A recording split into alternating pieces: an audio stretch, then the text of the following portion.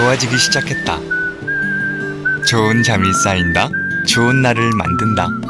좋다. 에이스 침대. 일상을 더 즐겁게 얼룩 걱정 없이 깊게 베인 심한 얼룩도 걱정 없이 뉴퍼실 딥클린. 딥클린 포뮬러가 더 깊이 파고들어 얼룩과 미세먼지를 싹. 섬유 속까지 깨끗하게. 퍼실 딥클린. 가족여행 가신다고요? 짐도 챙겨야지. 애들도 챙겨야지. 우리 가족이 다 함께 지낼 호텔방도 챙겨야죠. 무료 와이파이는 필수. 식사는 훌륭하게. 아이들 수영은 신나게. 당연히 가격은 착하게. 문제없죠. 트리바고에서 여행지와 날짜 그리고 필터를 선택. 수많은 웨브사이트의 호텔 요금을 트리바고가 한눈에 비교 검색해주니깐 이거지. 호텔 트리바고. 불편한 부동산 담보대출 비웰컴 앱을 만나면 간편한 비대면 절차, 넉넉한 추가 한도, 당일 승인, 당일 입금. 이것은 부동산 담보대출의 디박. 비웰컴. 가족들 피로는 어떻게 풀어줘? 피로? 요샌 에너지까지 챙겨. 임팩타민, 필수 비타민 B 8종으로 피로는 없애고 에너지는 만드니까 비타민 B의 더블 임팩트, 임팩타민. 함량도 높네. 제가 파지? 안녕하세요. 의미와 재미가 있는 12시 사건 상황실입니다. 오늘도 저희는 중요한 사건, 사고에 집중해 보겠습니다. 전 남편을 살해한 혐의로 기소된 고유정의 첫 공식 재판이 오늘 오전 진행됐습니다. 고유정은 수사기관에 의해 조작된 정보를 풀겠다면서 조목조목 반박했는데요. 이러한 주장에 판사도 방청객들도 혀를 내둘렀습니다. 어떤 주장을 했을까요? 잠시 후 짚어보겠습니다. 전국을 돌며 종교시설에서 현금을 훔친 20대가 경찰에 덜미를 잡혔습니다. 발전한 수배의 기술에 더해서 택시기사의 눈썰미 덕택이었는데요. 택시기사는 단 한 마리의 범인임을 직감했다고 합니다. 어떤 말인지 잠시 후 공개합니다. 최근 유행하는 물놀이 제품, 바로 사람보다 더 큰 대형 튜브입니다. 오리부터 홍학, 그리고 백조까지 종류도 다양한데요.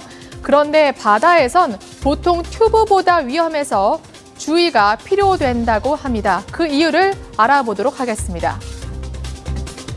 그럼 8월 12일 사건 상황실, 오늘도 힘차게 출발해 보겠습니다.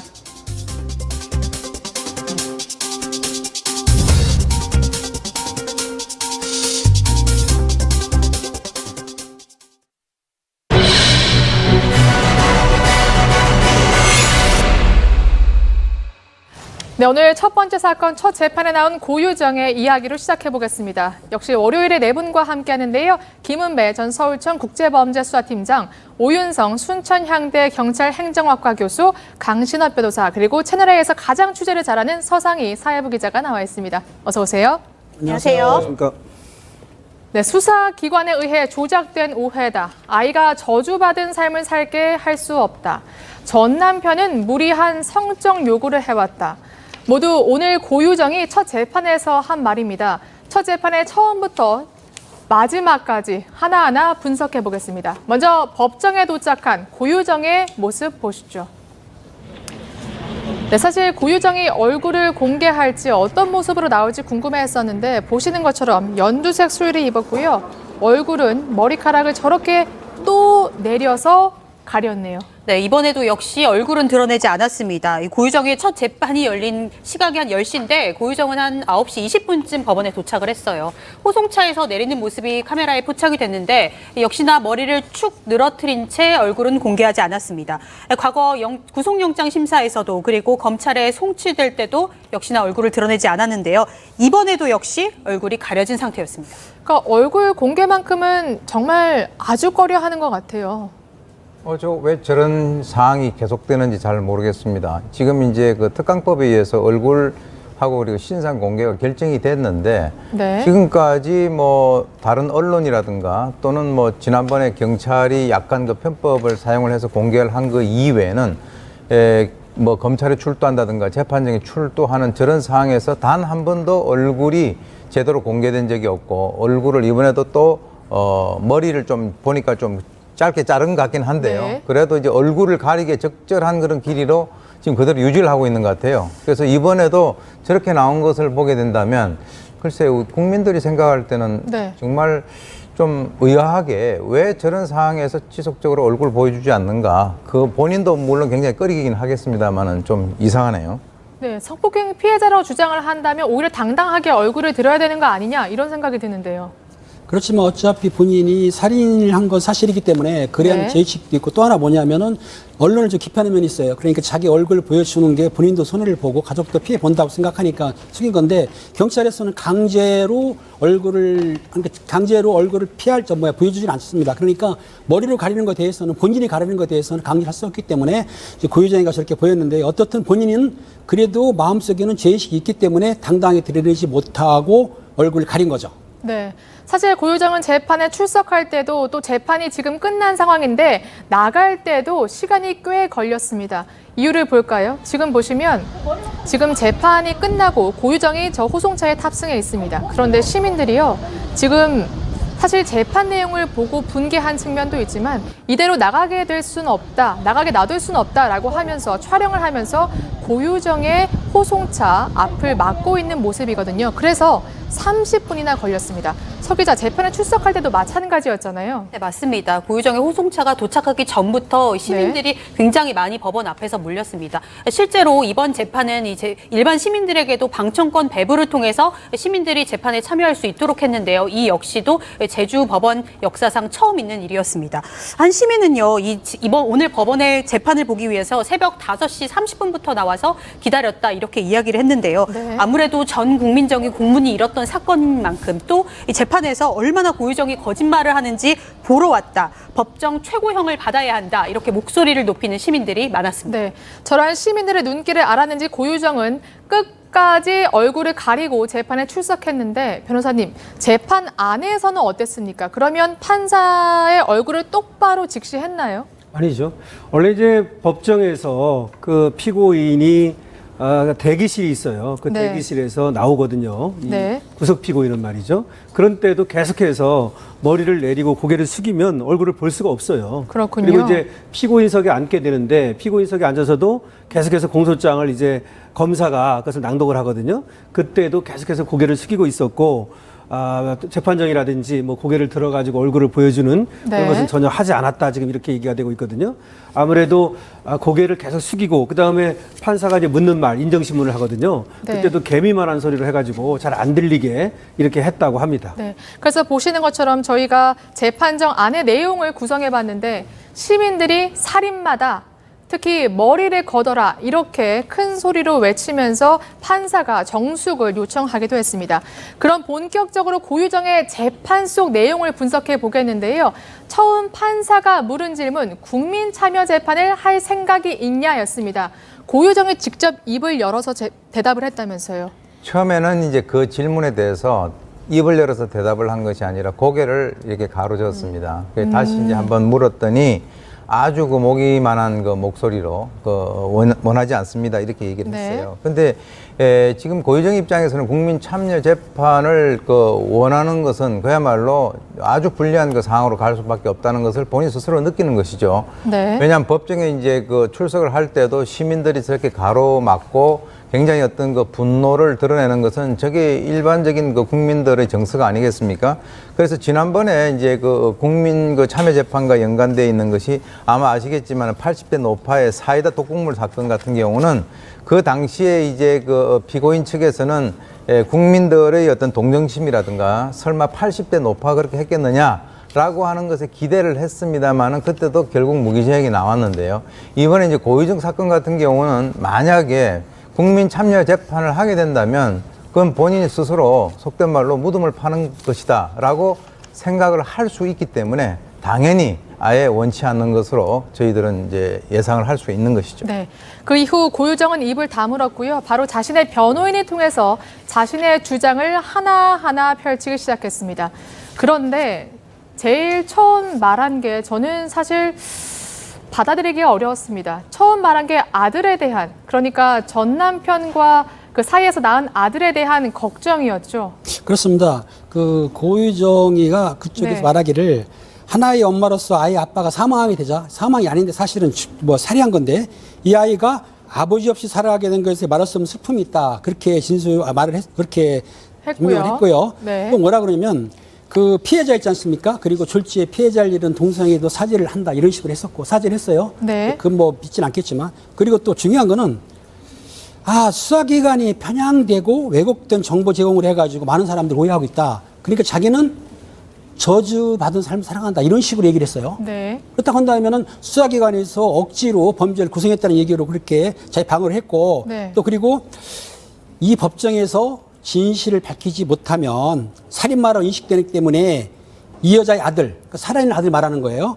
아직 사람마의 아들이 정상적인 삶을 살지 못할 것 같다. 이렇게 자기 변명도 하지만은 남아있는 아들을 앞세워가지고 자기 죄를 좀 면해볼까 하는 마음으로 변명을 하고 있는 겁니다. 네. 그러니까 아들을 이용했다 이렇게 볼 수도 그렇죠. 있을 것 같은데 사실 참으로 좀 기가 막힙니다. 그런데 궁금한 게 한 가지 있습니다. 재판부가 내준 숙제인데요.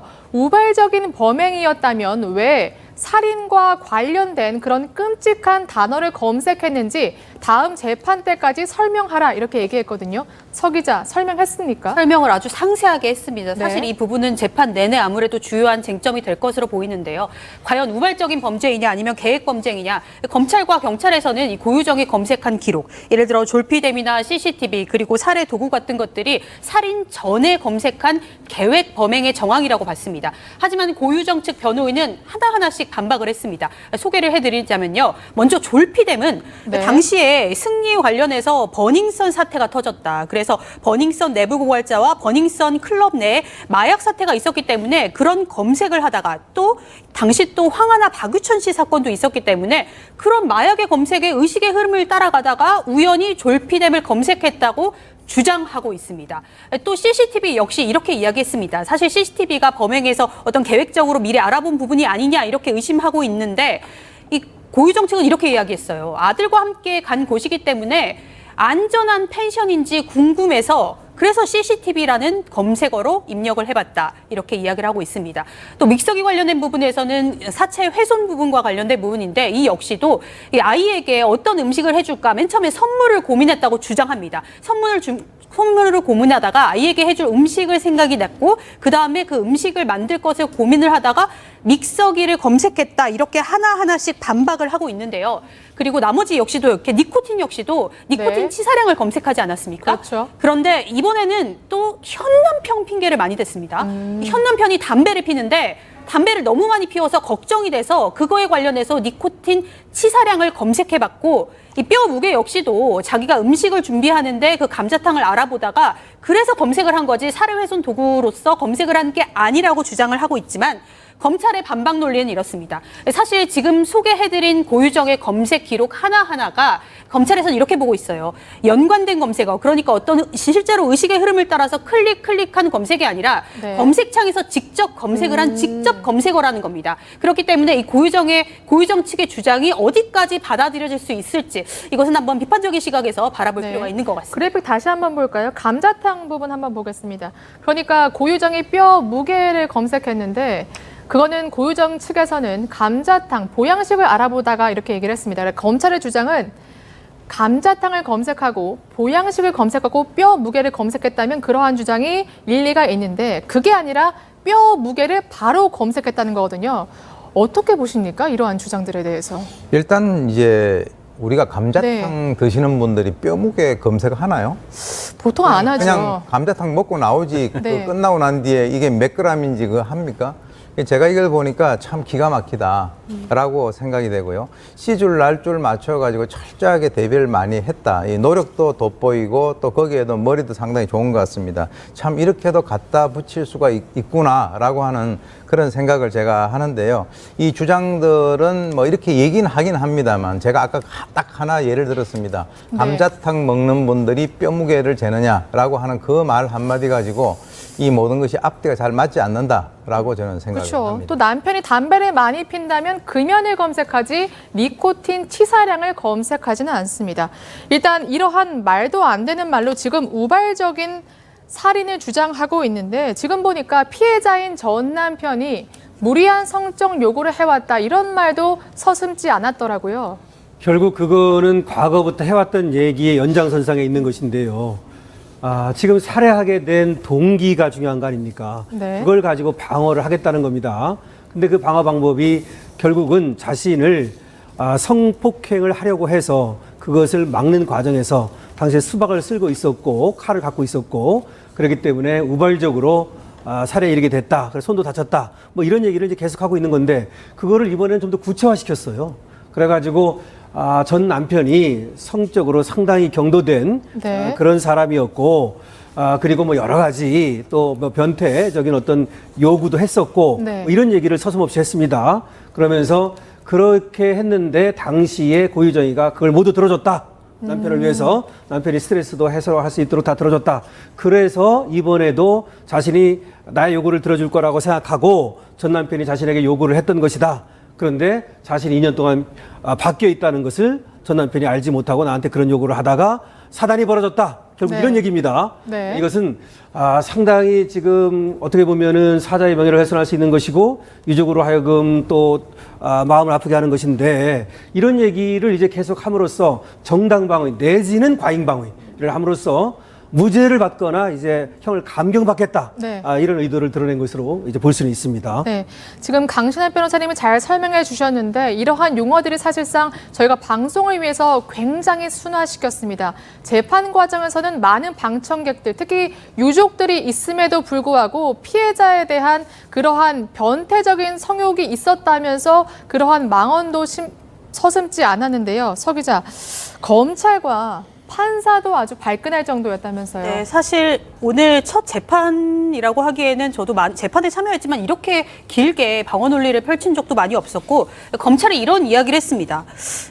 사자에 대해서 이야기를 했는데 이 발언에 대해서는 책임을 져야 할 것이다 이렇게 이야기를 했어요. 사실 사자 명예훼손이라고도 볼 수 있는 부분인데 실제로 이 사건의 고유정 측 주장은 이렇습니다. 이러한 사건, 이러한 비극의 단초를 제공한 게 전부 다 피해자 탓이다 이렇게 주장을 하고 있다는 겁니다. 때문에 검찰에서도 반드시 그 주장에 대해서 책임을 져라 이렇게 강경한 어조로 이야기를 했고 판사 역시도 발언이 길어지자 중간에 제재를 했습니다. 이게 최후 진술이 아닌데 예상했던 것보다 너무 길어진다 이렇게 제재를 했습니다. 실제로 이 재판 이후에 유가족 측도 강하게 항의를 했습니다. 사실 말씀하신 것처럼 죽은 자는 말이 없는 상황에서 이러한 자극적인 내용들이 언론을 통해 모두 다 보도되질 않길 바란다. 그래서 저희도 어느 정도 많이 걸러서 정제돼서 전해드리고 있다는 점을 말씀드립니다. 네.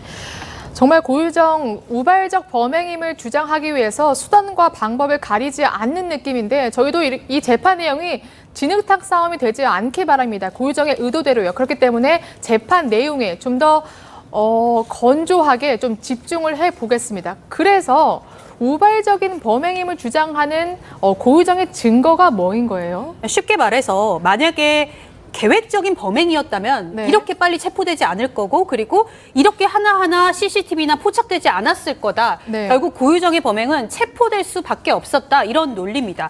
먼저 앞서서 고유정의 행적, 예를 들어 펜션이나 그리고 선박으로 이동하는 장면 언론에서도 모두 보도가 됐지만 CCTV에 얼굴이 노출되지 않았습니까? 이것을 고유정 측에서는 결국에는 이렇게 알고 있었는데도 계획적인 범행이라면은 얼굴이 노출되지 않게 CCTV를 피하지 않았겠냐 이렇게 반박을 하고 있습니다. 또한 신용카드 사용, 예를 들어서 마트에서 구입을 한 내용들이나 그런 범행 도구들의 사용 내역들이 하나하나 다 기록이 남아있기 때문에 이런 내용 역시 계획적인 살인이 아니다. 우발적인 범죄를 입증하는 내역이다. 이렇게 이야기를 하고 있습니다만 사실 이것 관련해서는 마트에서 앞서서 범행 도구를 사는 장면도 미리 포착이 됐고 실제로 출동한 경찰에게 거짓말을 해서 결국엔 피해자 시신을 찾지 못하지 않았습니까? 네. 이런 논리 역시도 이 고유정 측의 주장이라는 점을 좀 확인해서 면밀히 들여다볼 필요가 있는 것 같습니다. 사실 오늘 첫 재판에서 객관적인 부분은 이거였고요. 대부분이 아이에 대한 슬픔을 표현하거나 전 남편의 성적 취향을 들먹거렸거든요. 이거 어떻게 봐야 되는 겁니까? 수단과 방법을 가리지 않는 건가요? 그러니까 아까 말씀하셨는데 네. 뭐 죽은 자는 말이 없습니다. 그러니까 이제 본인 살아있는 자가 자신의 행동을 합리화하고 조금이라도 죄를 덜 받기 위해서 이미 사망한 그 전 남편에 대해서 심지어는 이번에 나온 것 중에서 현 남편에 대한 것도 좀 있어요. 그래서 네. 잘못을 자기 이외의 모든 사람들에게 다 떠넘기는 그런 것을 갖다 보이고 있는데 문제는 이제 이 모든 진술이 전부 다 바로 고유정의 진술에 의한 것이라는 것이요. 네. 그것을 우리가 꼭 이제 명심을 해야 될 것 같고, 그 다음에 이제 또 처음에 이제 체포됐을 때 모든 게 기억이 하나도 안 난다 그랬었어요. 네. 그런데 갑자기 지금 이제 재판을 하니까 기억이 막 이제 살아나는 것 같아요. 그래서 이제 이 대비를 하기 위해서 변호인과 같이 준비를 하면서 여러 가지 어떤 자기에게 유리한 것을 대비를 해 나가는 그 과정에서는 이렇게 이제 얘기를 하는데, 글쎄요, 지금 뭐 지난번에 우리가 체포될 때도 그렇게 얘기하지 않았습니까? 왜요? 나도 피해자인데 네, 이렇게 나도 얘기했지 않습니까? 당했는데 뭐 그런 식으로의 어떤 상황과 굉장히 유사한, 결과적으로는 과연 이것이 본인에게 유리할지 아니면은 불리할지, 그것은 나중에 좀 더 두고 봐야 될 것 같습니다. 사실 이런 생각도 듭니다. 혹시 전 남편의 시신이 발견되지 않았기 때문에 고유정이 이러한 무리한 주장을 하는 게 아닌가라는 생각이 드는데, 만약에 전 남편 시신이 재판 과정에서 혹시라도 발견된다면 조금 달라질 수 있을까요, 팀장님? 약간은 되겠죠. 왜냐하면 전 남편 시신이 발견되는 부위에 따라 틀리겠는데, 일단은 경찰에서는 전 남편 시신 일부라도 발견을 못했어요. 그런데 일부라도 발견이 되게 되면은 거기에 대한 대인을 확보하게 되는 본인 거나 맞다고 한다면은 거기에 증거 확보는 확실하게 있는 거기 때문에 그럴 경우에는 시신 없는 살인이 아니고 일부라도 있기 때문에 시신이 있는 살인이 되는 거죠. 그렇군요. 사실 이렇게 오늘 재판 과정을 보면서 저희 취재 기자들도 굉장히 놀랐습니다. 물론 말도 안 되는 말을 하고 있긴 하지만 굉장히 치밀하게 그 남편과의 첫 만남부터 지금까지를 쭉 나열해 왔거든요. 사실 지금 저희 취재 기자가 취재한 바로는 그렇게 변호인을 많이 만났다면서요. 네, 굉장히 많이 만났고 아마 이런 것들을 위해서 이렇게 접견을 많이 했나 조심스럽게 추측이 됩니다. 채널A 취재 결과 법무부를 통해서 고유정의 변호인 접견 기록을 확인했는데요. 무려 5주간 변호사 접견이 27번이나 됩니다. 이 변호사가 사임 이후에도 5주 동안 사실 변호인 접견이 허용된 평일 25일을 제외하면은 7일 빼고 모조리 다 변호사를 만났다고 합니다. 네. 실제로 구치소 관계자에 따르면요, 고유정은 특별한 취미 생활 없이 오로지 이번 사건, 그리고 양육권 심사, 그리고 친아들, 의붓아들 사망 사건 관련해서 집중하는 모습을 보이고 있다, 이렇게 전해왔습니다. 네. 그런데 궁금한 게, 이렇게 변호인을 많이 만난 것도 굉장히 신기하지만 옛날에 원래 첫 선임됐던 변호인이 사임했다가 로펌에서 나가서 다시 개인적으로 다시 선임이 됐거든요. 이거는 뭐 네. 고유정을 변호하겠다는 어떤 의지인가요? 의지를 보여주는 것이죠. 왜냐하면 본인이 이제 로펌 소속이었단 말이에요. 근데 로펌에 소속돼 있으면 다른 변호사들한테 어떻게 보면 이 고유정 사건을 맡았다고 또 이렇게 또 질타를 받는 그런 일이 있을까봐 자기가 이제 로펌에서 사임을 하고 개인 변호사 자격으로 이번에 다시 이제 복귀를 했다, 이 말입니다. 사임을 했다가. 근데 이거는 어쨌든 변호사로서의 사명일 수도 있고요. 아니면은 또 고유정의 간곡한 부탁일 수도 있지만 이것을 맡아야 되겠다는 분명한 의지를 보여주고 있는 것이고요. 지금 이 변호인이 얘기한 거 보면은 이 사건에 대해서 고유정한테 들어보니까 나름대로 이 동기, 이 살해의 동기가 고유정이가 얘기하는 것이 합당한 점이 있다, 뭐 이렇게 보고 있는 것 같아요. 그렇다면 이 사건을 맡는 자체를 뭐 우리가 뭐라고 할 수는 없습니다. 하지만 어쨌든 간에 이 사건을 변호함에 있어서 최선을 다하되, 다만 이 유족이라든가 내지는 사자에 대한 이런 것들도 조금 고려해 가면서 변호를 해야 되지 않을까, 이런 생각은 듭니다. 네, 맞습니다. 오늘 유족 측도 진흙탕 싸움으로 몰아가려는 의도다. 특히 자신의 감형을 위해서 피해자인 전 남편을 공격하고 진실은 왜곡했다, 이렇게 목놓아 주장했는데요. 저희도 고유정의 이제 재판이 오늘 시작된 만큼 계속될 텐데 앞으로 계속해서 추적하고 고유정의 주장들을 하나하나 짚어보도록 하겠습니다. 그럼 다음 사건으로 넘어갑니다.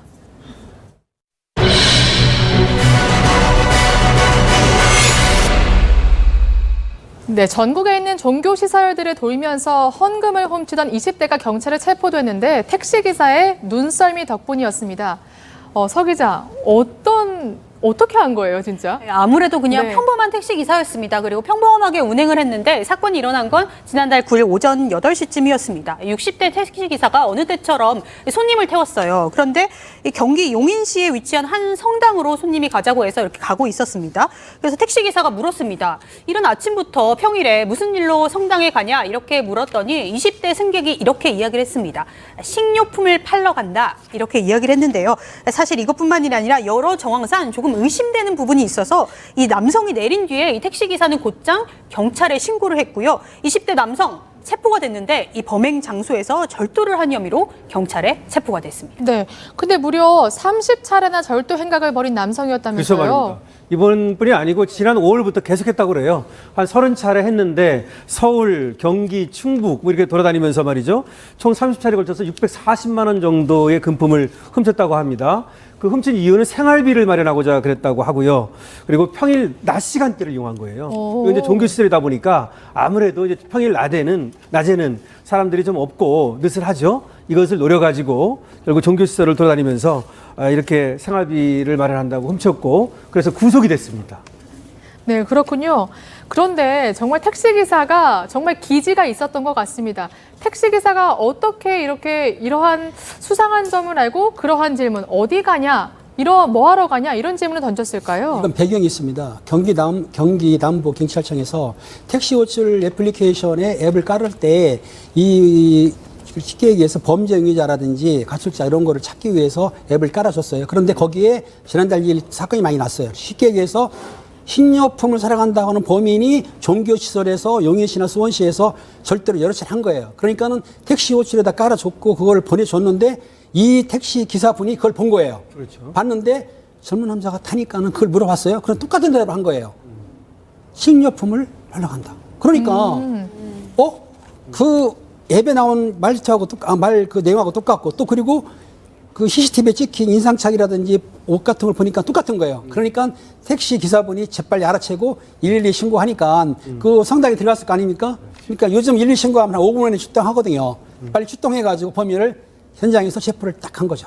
네, 그렇군요. 그러니까 택시기사가 아침부터 무슨 일로 성당에 가냐 이렇게 유도 질문을 했더니 그 범인이 딱 눈치를 못 채고 바로 대답을 했군요. 식료품을 팔러 간다 이렇게 대답을 한 겁니다. 저는 택시기사의 그러한 기지도 눈에 띄지만 그 발전된 IT 기술이라고 해야 될까요? 그렇죠. 그것도 굉장히 예. 관심이 가네요. 경기 남부지방경찰청에서 이번에 말이죠. 그렇게 팀장님이 얘기한 대로 택시기사들의 앱을 깔아준 겁니다. 네. 왜냐하면 용인하고 수원에서 최근에 사건이 벌어졌어요. 그렇죠. 그러니까 이제 지금 도둑 이 사람의 인상착이라든지 이 사람이 어떤 말을 하고 다니는지 이런 것들을 알려준 거 아닙니까? 그래가지고 이제 그것이 유효했던 건데 얘기한 대로 이 IT 기술의 어떤 그 개가라고 볼 수 있는데요.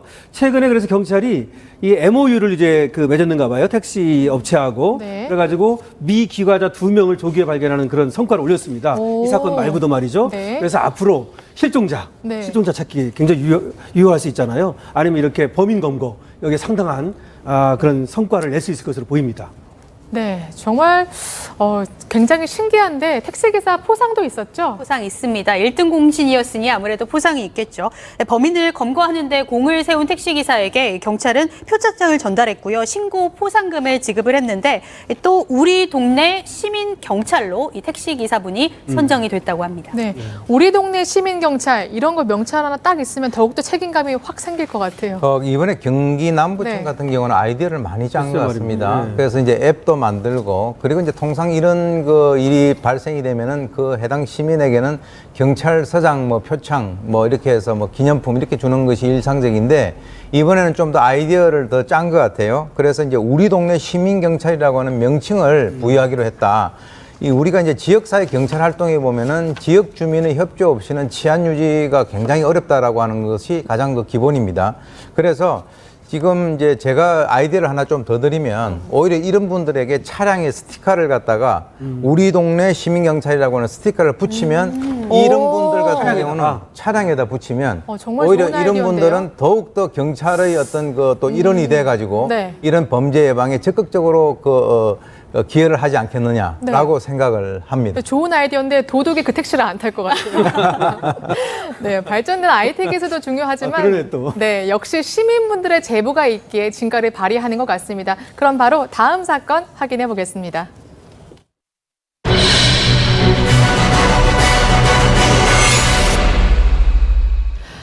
네, 보복 운전 혐의로 기소된 배우 최민수 씨에 대해서 검찰이 징역 1년을 구형했습니다. 그러나 최 씨는 보복 운전은 하지 않았다는 정반대의 입장인데요. 짚어보겠습니다. 서 기자, 이게 사실 저는 좀 기억이 가물가물하거든요. 어떤 주장이었나요? 일단 지난해 9월에 있었던 사건입니다. 네. 사실 연기로 많은 왕성한 활동을 벌이고 있던 최민수 씨가 이 보복 운전 혐의를 받고 있는 건데요. 영등포구 여의도의 한 도로에서 이 앞서던 차량을 보복 운전을 하고 상대 운전자에게 욕설을 한 혐의로 검찰에서 기소가 됐습니다.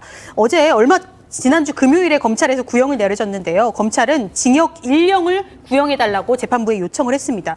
이유는 이랬습니다. 우리가 CCTV 폐쇄 회로를 확인해 보니까 실제로 그 피해 차량이 무리하게 운전을 하지도 않았는데 그럼에도 불구하고 이 피해 차량을 무리하게 가로질렀고 또 막았고 이런 보복 운전을 했고 심지어 욕설까지 했다. 그런데 최민수 씨는 현재 진정한 반성의 태도를 보이지 않고 있다면서 징역 1년을 구형한 겁니다. 그렇군요. 그러니까 최민수 씨는 나는 보복 운전을 한 적이 없다. 이러한 주장이잖아요. 그렇습니다. 최후 변론에서 뭐라 했냐면 네. 자기는 영향력을 미칠 수 있는 사람인데 물이 이렇게 출성하다고 말은 했지만 욕설을 한 것도 후회하지 않고 그리고 보복 운전은 안 했다고 하는데 최민수 씨가 이제 여러 무리사를 익히고 있어요. 제가 현직에 있을 때도 최민수 사건을 했었어요. 그런데 여러 가지 사건이 걸려있네요. 아무튼 본인이 연예인이면 좀 자중했어야 되는데 저렇게 무리 일으키게 되면 본인한테도 손해인데 아무튼 안타까운 일입니다. 네, 연예인으로서 자중하지 못한 책임도 있지만 일단 유죄인지 무죄인지 저희가 그 부분을 좀 집중해 보도록 하겠습니다.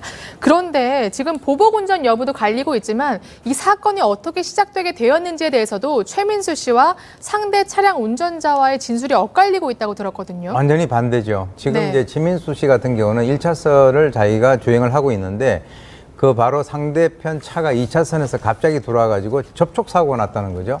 그래서 접촉사고가 났는데도 거기서 정지하지 않고 그대로 주행을 했기 때문에 네. 자기가 화가 나서 따라갔다 이렇게 이제 얘기를 하고 있는데요. 그 상대 쪽에서는 아예 접촉사고가 없었기 때문에 자기는 도주를 한 거하고는 전혀 상관이 없다. 그래서 자기를 앞을 가로막고 뭐 욕설을 했다라고 하니까 이거와 연관돼 가지고는 현재 이제 검찰에서는 또 다른 판단을 하고 있는 것 같습니다. 그렇군요. 그러니까 최민수 씨는 상대방 때문에 사고가 났다 이렇게 주장하고 있는데 반대로 검찰은 최민수가 사건의 발단이다 이렇게 주장을 하고 있군요. 최민수 씨는 사실 욕설 부분을 두고도 상대 차량 운전자와 팽팽히 맞서고 있는데요. 먼저 지난 4월 재판 출석 당시 최 씨의 이야기를 들어보겠습니다. 모욕죄까지 포함돼서 저한테 고소를 했는데 저에게는 그런 굴욕죄로 다시 얘기를 할 수밖에 없는 제가 갖고 있어야 할 나름대로의 어떤 존엄성, 가치 이런 부분에 대해서 그렇게 파고드는 것이 저에게는 굉장히 큰 유감이라고 생각이 들어요. 언어의 거룩함이나 경고망동함에 대해서의 어떤 신중함 이런 부분에 대해서 좀 더 예민한 그리고 좀 더 섬세한 그런 거로 생각을 했어야 되고 행동을 했어야 되는데 그렇지 못한 거에 대해서는 유감이라고 생각하고요. 그러니까 최민수 씨는 언행에 신중했어야 되겠지만 모욕죄로 고소한 건 유감이다 이렇게 얘기를 하고 있는데 그러니까 어떤 말들, 어떤 심한 말들이 오갔게 이런 얘기를 하는 거죠? 그렇죠. 지금 모욕죄는 이제 고소인이 고소해야만 처벌하는 범죄인데 일단은 그 손가락으로 올리는 욕이 있습니다. 이제 네. 외국에서 많이 쓰는 건데 네. 한국인들도 따라서 하더라. 그리고 그 주장에 의하면 미쳤냐 XX여 이렇게 XX가 들어간 욕을 하니까 네. 상대편에서도 화가 난 것 같아요. 그러니까 산에서 언제 내려왔냐. 당신 같은 사람은 연애 활동을 못 하겠다 이렇게 이제 반응을 했겠죠. 그런 상황인데 어떻든 최민수 씨 입장에서 볼 때에는 자기한테 그렇게 반항하는 사람에 대해서 죄송하다 사과한 게 아니고 오히려 욕을 했기 때문에 상대방이 흥분하니까 화도 나니까 무역죄를 고소한 것 같아요. 그렇군요. 사실 이거는 CCTV가 없으면 누구 말이 진짜인지 구별하기가 어려울 것 같은데 어떻게 될까요? 그 당시 CCTV는 최민수 씨 거는 연결이 돼 있지 않았고요. 그다음에 지금 또 그 상대방 거는 블랙박스 복원을 했지만 실패했습니다. 예. 그래서 CCTV로는 지금 아까 그 사고도 그렇고 이 모욕도 잘 나타나 있지 않은 거예요. 네. 근데 이거는 이제 결국 주위의 목격자라든가 네. 뭐 또 피해자, 그다음에 여러 사람의 얘기를 들을 수밖에 없는데요. 지금 최민수 씨 얘기는 그겁니다. 주위에 사람이 없었다. 근데 이제 모욕죄라고 하는 것은 공연성 요건이라고 있어요. 아, 사람이 많아야 예, 돼요? 다수인 또는 특정인이 직접 인식할 수 있는 상태. 그러니까 주위에 사람들이 있어가지고 그걸 들을 수 있어야 돼, 쉽게 말하면. 네. 아무도 안 듣는데 네. 그냥 한 사람만 들으면 모욕죄가 안 됩니다. 그렇군요. 상대방만 들으면. 그런 얘기를 하는 건데 그거는 뭐 지금 주위에 사람이 얼마나 있었는지 이건 뭐 따져봐야 되겠습니다만은 아무래도 연예인이었기 때문에 사람들이 좀 모였을 가능성이 많거든요. 또 이제 그런 얘기를 하고 있고 그 다음에 뭐 특정성 요건 이런 얘기 하는데 특정성은 뭐 그 상대방이니까 사실은 뭐 정해져 있다고 봐야 되고요. 이거는 이제 법원에서 따질 문제지만 사실은 뭐 최민수 씨 얘기가 받아들여지기는 쉽진 않을 겁니다. 아, 그래요? 의혹제가 성립할 가능성이 좀 더 많다. 아, 그래요? 이렇게 볼 수 있겠죠. 네, 그렇군요. 이렇게 다양한 쟁점들에 대해서 다음 달 4일 1심 판사가 결론을 내리는데요. 사실 점점 재판이 진행될수록 긴장하거나 걱정될 법도 한데 최민수 씨는 시종일관 여유로운 모습을 보이고 있습니다. 먼저 지금까지 최민수 씨 그리고 아내인 강주은 씨의 모습이 어땠는지 보고 오겠습니다. 민망한 날이죠. 좀 민망한 날이죠. 여러분들은 좋은 하루 되세요. 다녀오겠습니다. 바이. 식사하고 오시고 점심시간 됐으니까 차 한잔 마시고 그러면 아마 법정에서 나올 겁니다. 오늘 오시면서 여러분들은 혹시 보셨는지 모르겠지만 벚꽃이 많이 폈습니다. 옆에 언니 계셔가지고 웃고 싶은데 웃지를 못하고 있습니다. 여름이 돼가는데 건강 유의하시고요. 에어컨이 없으시는 분들이 지금 걱정이에요. 언니도 한 말씀 하시죠. 아니요, 이제. 언니도 한 말씀 하시죠. 사실 애칭까지 불러가면서 저 재판정 앞에서 쉽지 않거든요. 굉장히 여유로웠는데 이번 결심 재판 때도 마찬가지였다면서요. 네, 역시나 함께했고 역시나 여유로운 모습이었습니다. 배우자 강주은 씨는 최민수 씨가 재판에 참석할 때마다 SNS에 이 두 부부의 다정한 사진을 올리면서 약간의 소회도 밝히고 있는데요. 지난 1차 공판 때 지금 보시는 사진이 올리는 사진인데 살다 보면 이런 날도 있고 저런 날도 있다 이런 글을 올리기도 했습니다. 모든 일은 다 지나간다 이런 소회를 밝히기도 했고요. 이번에 검찰에서 징역 1년이 구형된 뒤에도 SNS에 역시 이 사진을 올렸는데요. 배신하지 않는 우리 민수 여행 다녀오자마자 재판 받으러 간다. 인생은 끝없이 훈련시키는 과정이다. 이런 글을 남기기도 했습니다. 그렇군요. 이 여유로운 모습 선고 때도 유지할 수 있을지 과연 유죄가 나올지 무죄가 나올지 다음 달 선고를 지켜보도록 하겠습니다. 다음은 사건 돋보기 순서인데요. 먼저 첫 번째 돋보기 열어볼까요? 네, 사과 대신 댓글 차단 DHC 이렇게 되어 있는데 서 기자 사실 DHC가 뭔지 모르시는 분들도 있을 것 같아요. 어떤 건가요? 화장품으로 굉장히 유명한 일본 브랜드입니다. 뭐 폼클렌징이나 여성들 네. 사이에서 특히 한국 여성들에게 굉장히 인기가 있는 브랜드인데요. 그런데 일본의 화장품 브랜드인 이 DH가 소유한 방송국에서 막말 논란이 나온 겁니다. 한국을 노골적으로 비하하는 방송을 내보냈는데 이뿐만 아니라 이 DHC에 대한 불매 운동에 이어서 이 DHC의 한국 모델인 이 배우 정유미 씨에게도 불똥이 튀었습니다. 그렇군요. SNS에는 팬들이 우려 섞인 댓글이 가득했는데요. DHC 모델 계속해야 되는 거 맞냐? 이제 모델을 그만해야 되지 않냐? 이런 댓글도 지금 쏟아지고 있는 상황입니다. 그렇군요. DHC가 미디어 회사를 운영하고 있습니다. 그래서 DHC 텔레비전에서 나온 말인데요. 도대체 어떤 말을 했길래 우리 국민들이 이토록 분노하고 있는 건지 직접 확인해 보겠습니다. かの国は熱しやすく冷めやすい国ですからね、あんまりこれに対して同じ土俵に乗ってね、日本がワイワイ言うんじゃなくて、もう静かに見てると。当時、朝鮮人はですね、文字ですることができなかった。最初の教科書は東京の印刷で、日本人がハングルを統一して、この文字はこれにしましょう、これはこれにしましょう。日本人が本を統一して、今のハングルできたんです。 일본인이 한글을 통일시켰다. 굉장히 정말 납득하기 어려운 말인데 DHC 그 회장까지도 이러한 막말을 서슴지 않았다면서요? 글쎄 말입니다. DHC 회장이 이제 요시다 요시.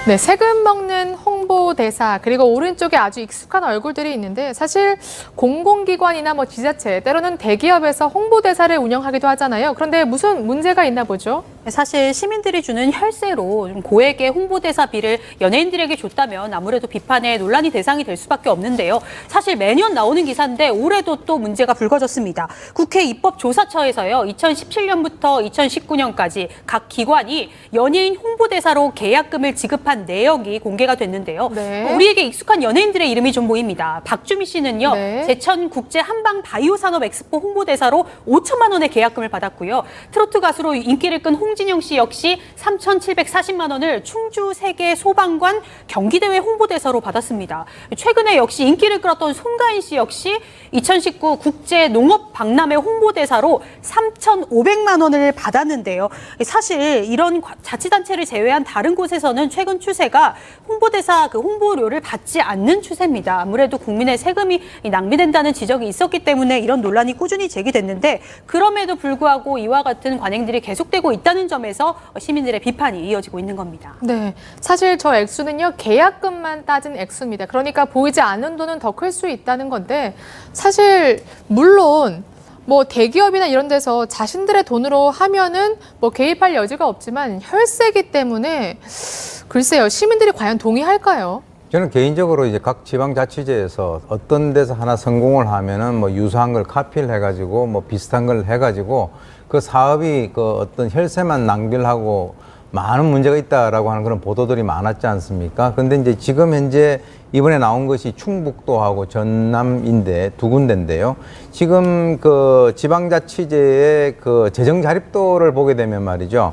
2018년에 충북 같은 경우는 37.4%로서 하위권이고요. 네. 전남 같은 경우는 20.4%로 최하위입니다.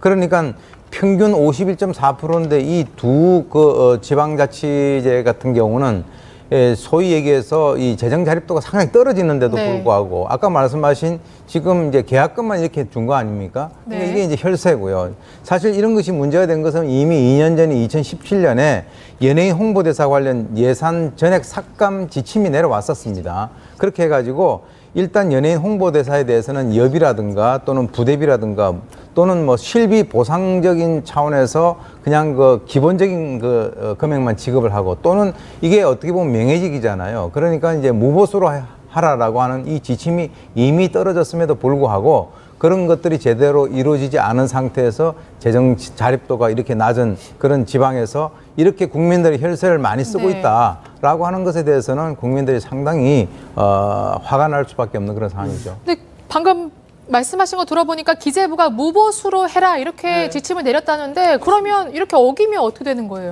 근데 이제 이것이 네. 권고사항이에요, 사실은. 근데 어기면 어쨌든 다음 예산을 짤 때 그 예산에서 이제 불이익을 줄 수가 있고요.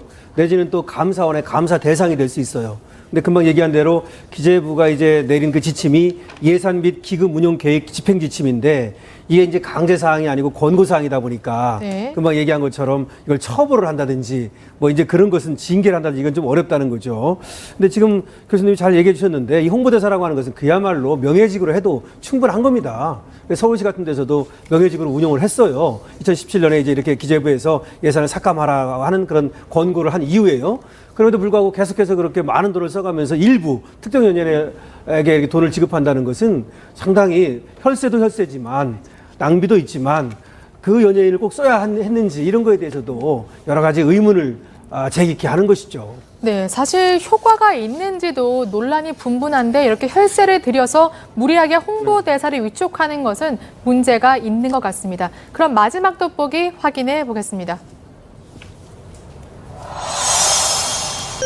네, 민폐 올인데요. 지금 사진에 보이는 백조 올인가요? 대형 튜브 같은데 사실 요즘에 저도 저거 한번 타고 보고 싶긴 했거든요. 맞습니다. 사실 인싸템이라고 네. 해서 인사이더 아이템 이렇게 속된 말로 부르고 있는데 인기가 있는 게 요즘 대형 튜브, 그러니까 네. 보통 튜브가 아니라 저렇게 사람 몸집보다 더 큰 훨씬 대형 더 크네요. 튜브를 해수욕장에 가져가는 게 굉장히 인기입니다. 2, 3m 되죠. 네, 오리, 뭐 백조 이렇게 물에 동물 모양으로 본뜬 대형 튜브인데요.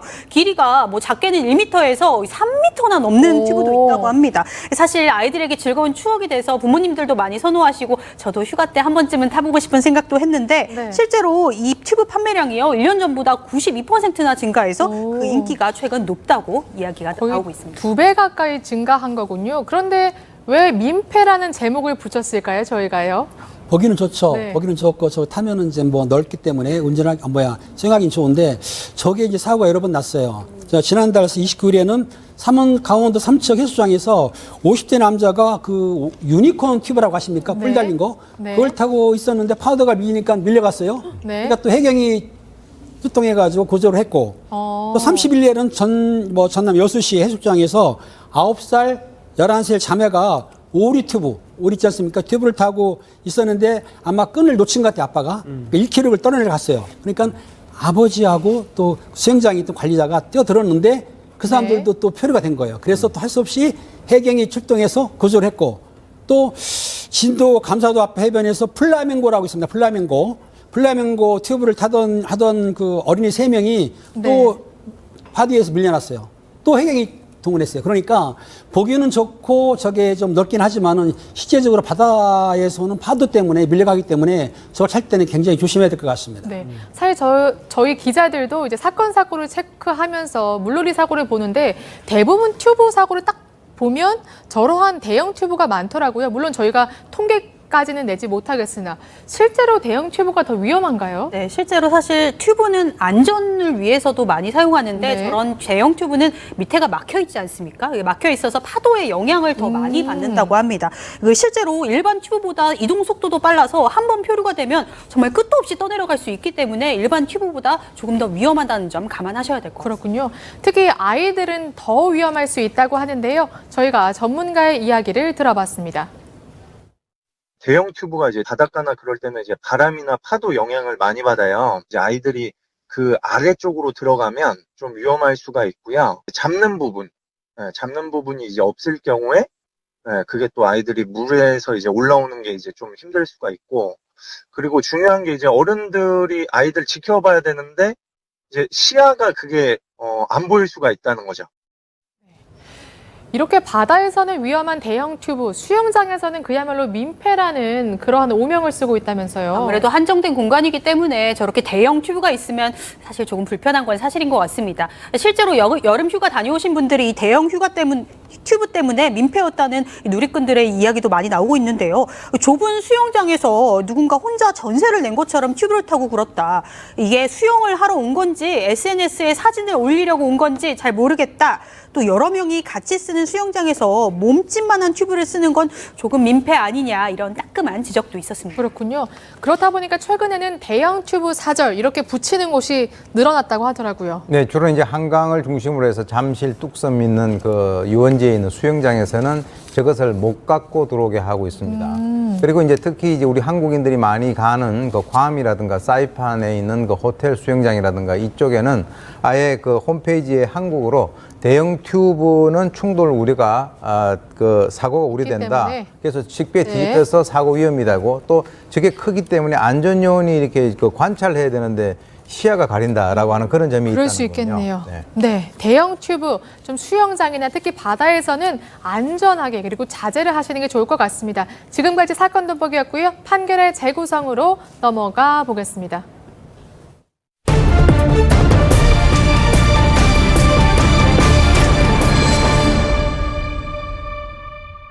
사랑 때문에 이것까지 해봤다, 이런 말 들어보셨나요?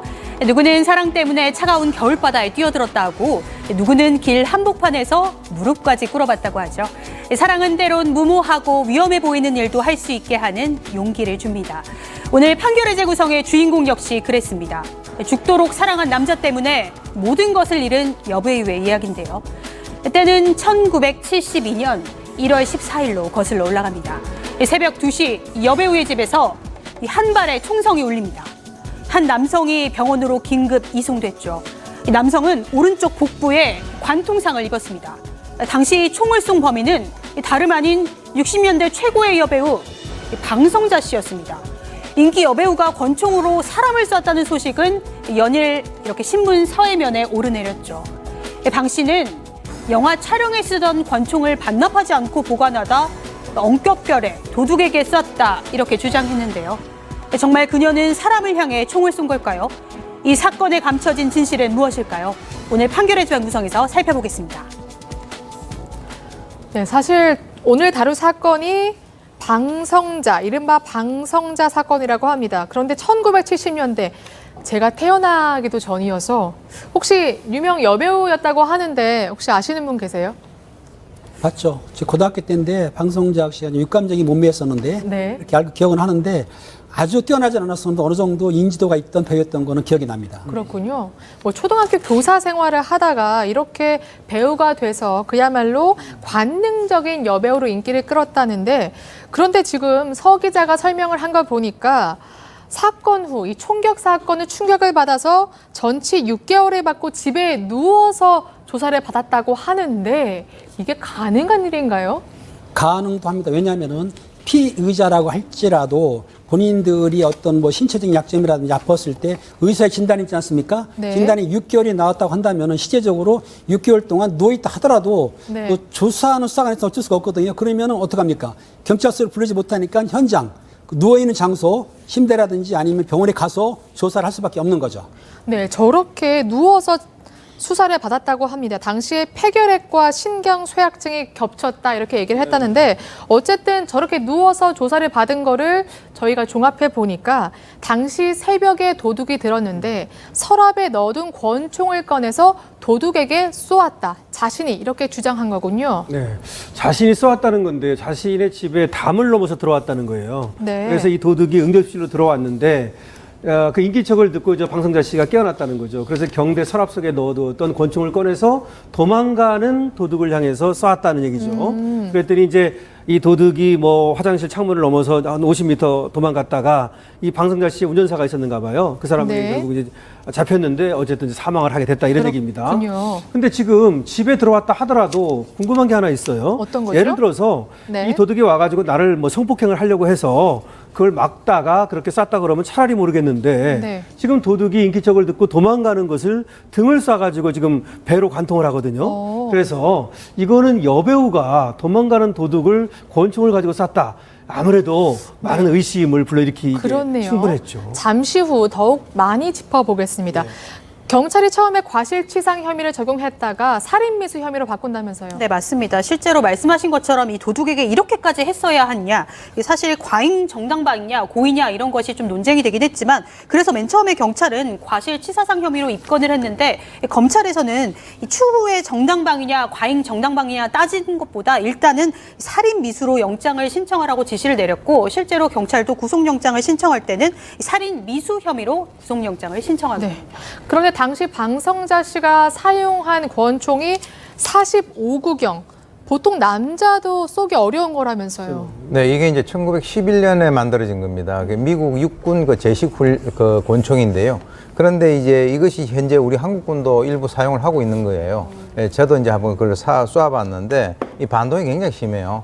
예, 물론 이제 이거 자체가 미국의 건장한 남성을 기준으로 해서 만들어졌기 때문에 네. 이거는 이제 보통 일반 여성들이 만약에 쏘게 되면 반동으로 인해 가지고 정확하게 목표물을 맞히기가 상당히 쉽지 않는. 혹시 상체도 뭐 이렇게 움직여질 정도인가요? 즉 한 손으로 네. 쏘게 되면은 뭐 거의 불가능할 거고요. 아, 그래요? 두 손을 잡고 쏴도 이게 반동이 상당히 강한 그런 권총이거든요. 그래서 이제 미국 같은 경우는 이제 이태리제 베레타 권총을 정식 제식 그 총기로 하기 이전에 이걸 썼었는데 네. 실제로 이제 아까 말씀 나왔습니다만은 그 도둑이 복부 관통상을 당했는데요. 이 도주를 하면서 응접실에서 90도 꺾어지는 그 자리에서 총을 맞고 쓰러졌는데 그게 이제 실제로 이 총 맞은 자리가 이제 바로 한 5m 정도 떨어져 있는데 그 밤이기 때문에 상당히 좀 그 흐릿했단 말이죠. 그러니까 그 상황에서 이 남성도 그것을 맞히기가 쉽지가 않는데 또 꺾어지는 순간까지 걸리는 시간이 약 한 4, 5초만 만약에 우리가 고려를 한다라고 하면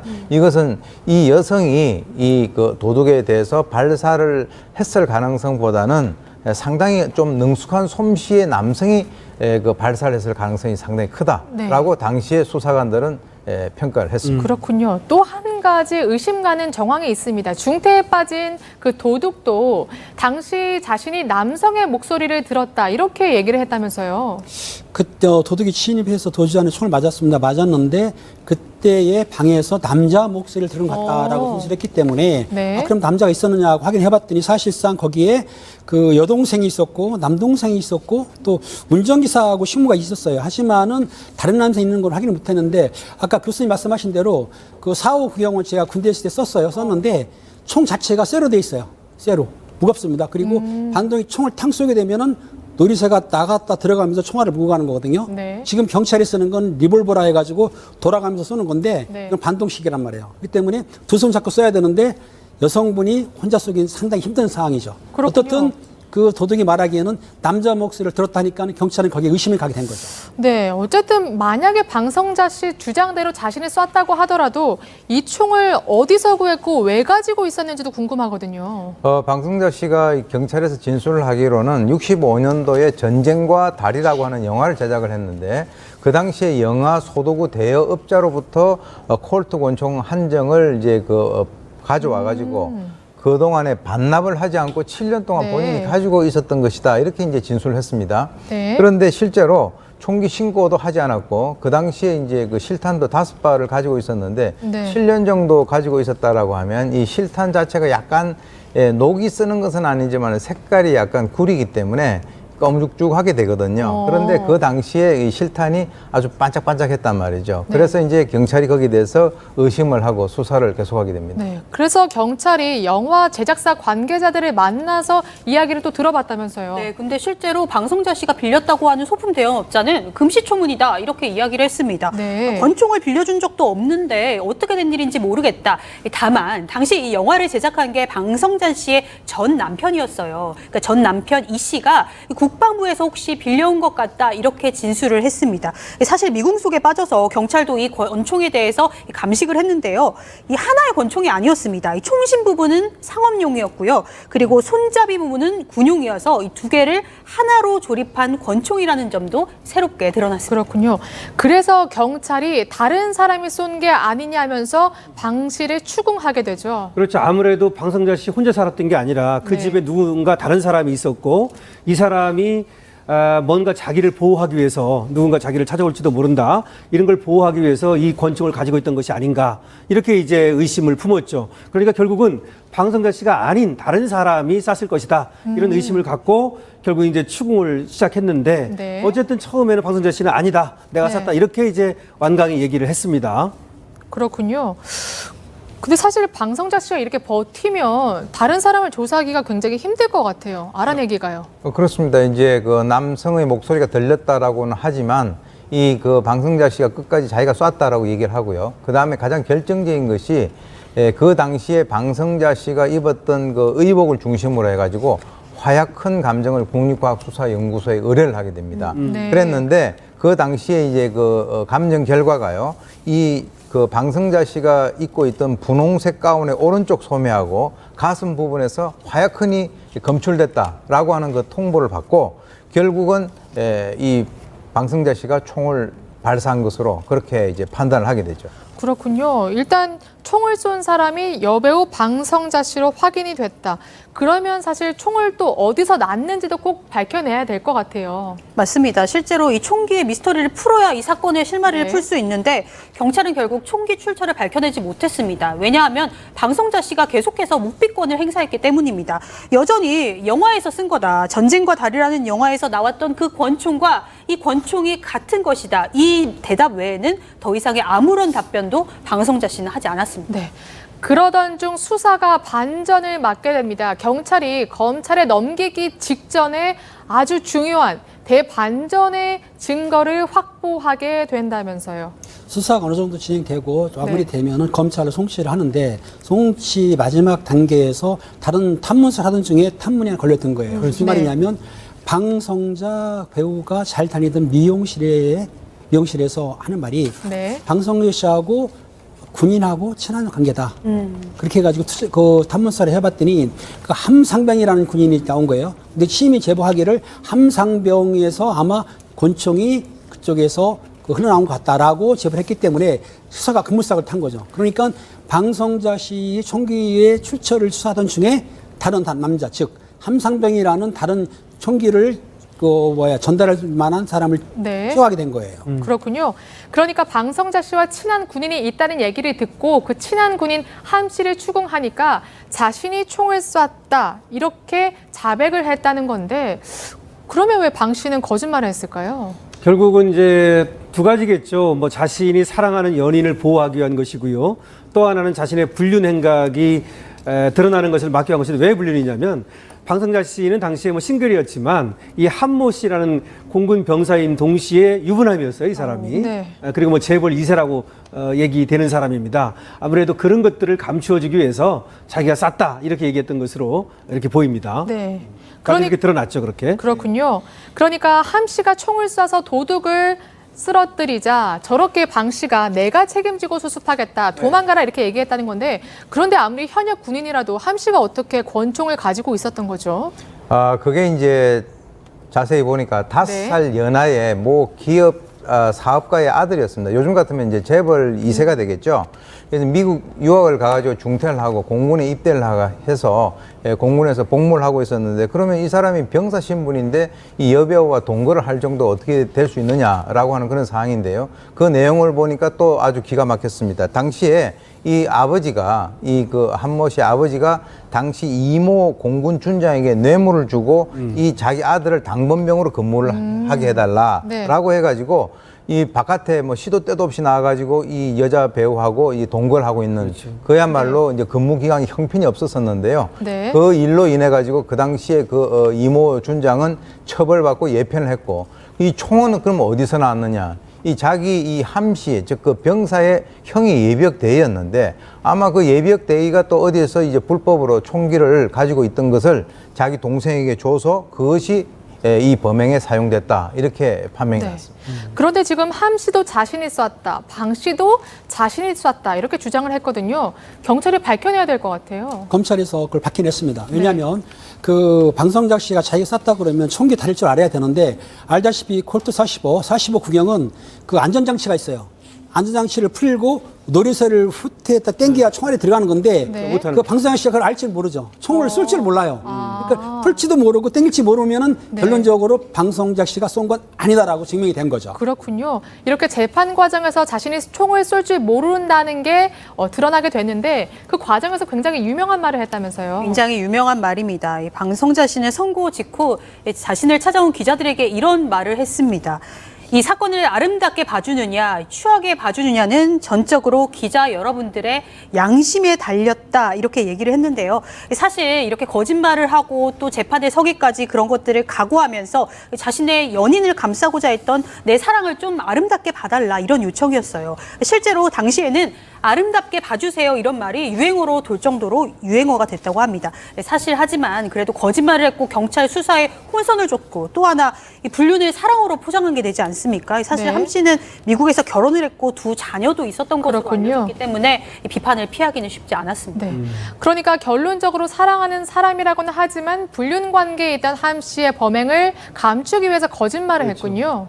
그렇습니다. 사실은 아까 총격을 했잖아요. 총격을 하고서 방향하고 이 함 씨하고 같이 상의를 한 거예요. 그렇게 꾸미기로. 그래가지고 방 씨가 쏜 것으로 했는데, 거기에 대해서는 대가가 있었습니다. 당시 이제 이 함상병이 아까 재벌 2세라 그랬잖아요. 300만 원짜리 그 전셋집을 얻어줬다 그러는데, 300만 원이면 지금으로 따지면 아파트 한 채랍니다. 그 고급 전셋집을 이제 마련해 준 적이 있고요. 그 다음에 생활비를 주고 매달 10만 원씩 주고, 그 다음에 방양 가족한테는 또 150만 원 줬다 그래요. 그런 돈도 주고, 그러면서 뭐 두 가지 때문에 사랑 플러스 돈, 이것 때문에 아마 방성자 씨가 뒤집어 썼던 것 같아요. 그렇군요. 결국 재판에 넘겨졌고요. 방 씨에 대해서는 징역 1년에 집행유예 2년, 그리고 함 씨에 대해서는 징역 8월에 집행유예 1년이 선고됐고, 이 또한 총을 맞은 도둑에게도 징역 1년을 각각 선고했습니다. 그러나 함 씨는 항소를 해서 향후에 벌금형으로 감형받게 되는데요. 서 기자, 사실 방성자 씨가 이렇게 재판까지 갖고 선고까지 받게 됐으니 연예계를 은퇴할 수밖에 없었겠군요. 맞습니다. 실제로 재판 선고 이후에 협회에 이런 편지를 보냈습니다. 이번 일로 무리를 일으켜서 정말 죄송하다. 자숙하는 의미로 영화계를 떠나겠다. 제명해달라, 이런 편지를 보냈는데요. 사실 이 편지 이후 방성자 씨의 행적은 사실 제대로 알려진 것은 없습니다. 이런저런 이야기들이 나오고 있는데요. 부산 술집에서 방 씨를 목격했다는 목격담도 전해오고 있고요. 1983년 어느 부산의 수녀원에서 일하다가 43세 나이로 사망했다는 이런 내용들도 알려지고 있지만, 실제로 확인된 내용은 없는 상황입니다. 네, 그렇군요. 방성자 사건 짚어봤습니다. 지금까지 판결의 재구성이었고요. 저희는 60초 후에 돌아오겠습니다. 미니메이드. 때론 채우는 것보다 비우는 게 행복이죠. 아침을 여는 상쾌한 기분. 식이섬유 5000mg 함유. 미니메이드 식이섬유. 다들 한 번쯤 보신 적 있죠? 이건 크릴에서 추출한 고농축 인지질 성분 때문입니다. 크릴 오일을 고를 땐 인지질 함량 아시죠? 슈퍼바 부스트. 물질과 물질이 아닌 생각과 생각을 섞다. 생각의 연결, 반응, 화학. 생각을 화학하다. 미래로 나아간다. 롯데케미칼. 오늘 뭐 먹지? 고민 말고 하프앤하프 하세요. 도미노 베스트 시푸드 블랙타이거 슈림프와 문어를 특별 가격으로. 도미노 시푸드 스페셜 콜라보 피자. 하프앤하프 해기득 라이프 푸드. 도미노스. 오늘도 여러분의 1분이 필요합니다. 실종자 명창순. 눈에 넣어도 아프지 않을 만큼 예쁜 셋째 딸이던 창순 씨는 만 3살 때 실종됐습니다. 놀러 나간 두 언니를 찾는다며 집을 나간 게 마지막이었는데요. 어린 나이에도 명노혁이란 아버지의 이름을 말할 수 있었고 특히 오른쪽 뺨에 흉터가 있었다고 합니다. 가족들은 창순 씨가 집으로 혹여 돌아올까 아직도 서울 성동구 노른산 시장 인근에 살고 있다고 하는데요. 여러분의 간절한 제보를 기다립니다.